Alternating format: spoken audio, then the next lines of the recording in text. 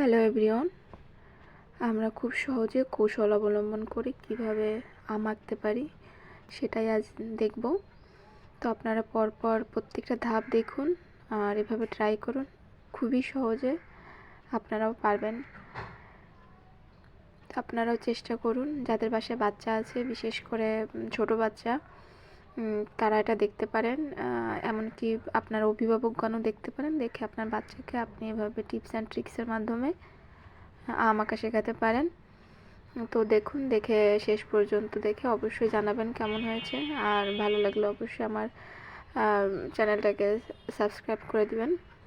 ধন্যবাদ।